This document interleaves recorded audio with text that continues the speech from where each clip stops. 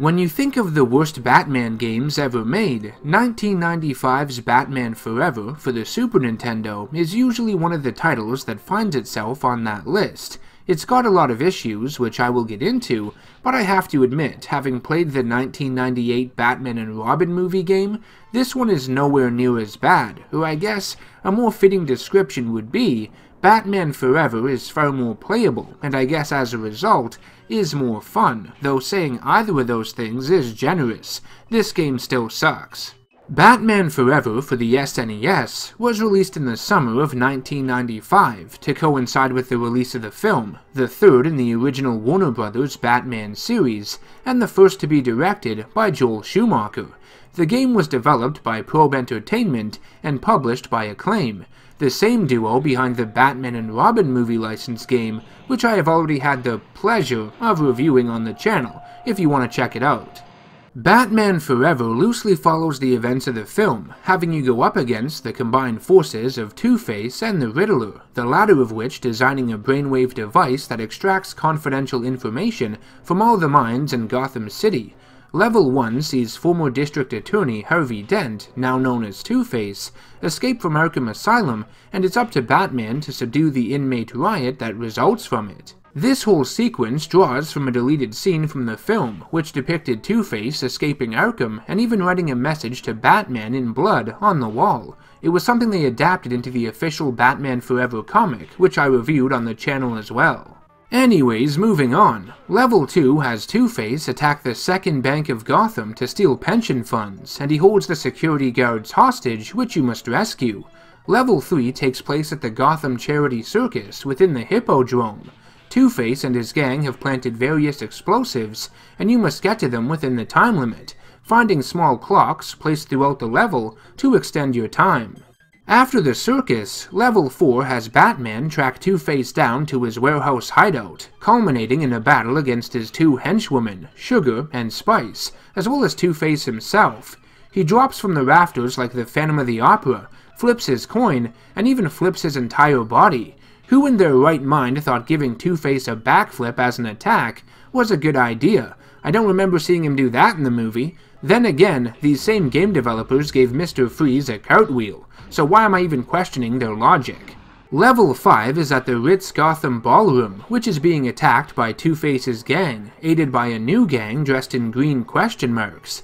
It's here where you come face to face with the Riddler for the first time, who has the ability of materializing Mexican wrestlers on a whim. After you defeat the villains, you chase them through the Gotham subway, and even fight a bunch of them on a moving train, which is pretty cool. It's at this point that the Two-Face and Riddler gangs break into Wayne Manor, having found out the identity of Batman thanks to Edward Nygma's new box. They infiltrate the Batcave and even kidnap Bruce Wayne's girlfriend and psychiatrist, Dr. Chase Meridian.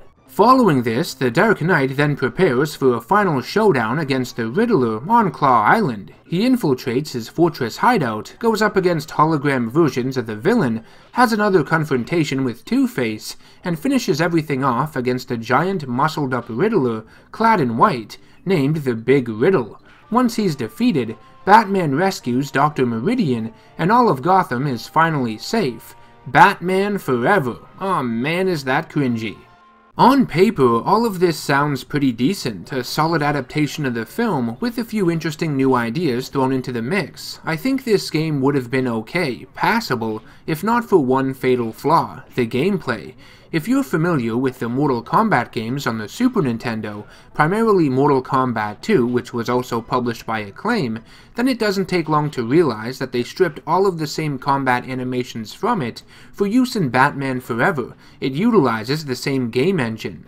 Now, all of this doesn't sound that bad, it's just punches and kicks. What could be so wrong with that? It's not like they don't suit Batman, they're the same types of moves he would be doing against criminals. But that's not really the issue here. The issue is how slow and tedious it makes everything, how tiresome playing Batman Forever becomes. Just because this type of combat system works in a game like Mortal Kombat, doesn't mean it works here. In Mortal Kombat, you have one opponent to focus on, one person to take out, deplete their health meters and move on, simple as that. Here, you're going up against like 20 or 30 guys in a stage, it feels like. And while their health meters aren't as big as a character's in Mortal Kombat, it still doesn't mean it's fast or easy to get through. When you're swarmed by multiple enemies that surround you on either side, you feel at a disadvantage and you become ganged up on. It's unfair. Your attacks are pretty slow, so turning things around in your favor can sometimes be tricky, especially in later stages when the difficulty of each guy is ridiculous. Every single one that appears becomes a chore, and you're guaranteed to lose several lives by the end of it. That's if you survive and don't game over, that is. Mortal Kombat features fatalities and countless flashy and colorful moves to keep you engaged, but imagine if you played it and could only use your basic attack buttons. That's what it feels like here. Batman Forever isn't necessarily boring, but it does drag on. It's monotonous, mind-numbing, especially in those later stages when progression seems to take an eternity. Now, there are gadgets that can be used in this game during combat, but none of them felt really useful to me, and they take specific button combinations to perform, so why bother? When you play this game for an hour or so, your fingers begin to hurt, at least mine do. The thought of adding more presses to that equation makes me want to cry. Batman Forever doesn't really make much of an attempt to get you to use gadgets anyways. It pushes for the combat side of the gameplay more than anything. The only gadget you really need to use is the grapnel gun, to swing over pitfalls or raise yourself to a higher level. That's it. There are special gadgets you can acquire by exchanging hidden blueprints for them before missions. Some are found in hidden areas of levels you get to by solving riddles. These riddles are just rhyming clues, and honestly a lot more could have been done with them in this game. Was this the best utilization of riddles they could come up with? It's kind of disappointing. I'm not wasting my time solving each one just to get more gadgets I won't end up using. On top of the slow combat system, other issues poke their head out to piss you off, like the classic foreground elements in some of the levels that block your view of enemies. That's always fun. I hate this shit. Such a pain in the ass. Some of the question mark guys also throw these floppy black portal things that Batman will fall through temporarily.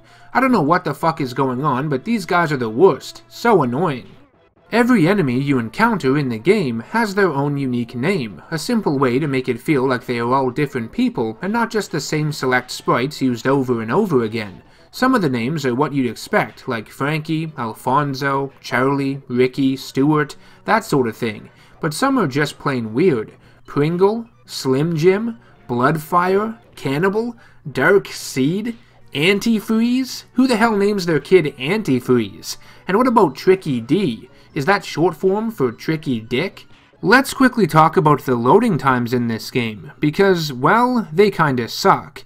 You have the infamous hold on message that appears every time you exit a screen, and while it doesn't last that long, it pops up very frequently, which is kind of annoying, especially when you're inadvertently punched back into a loading screen by enemies.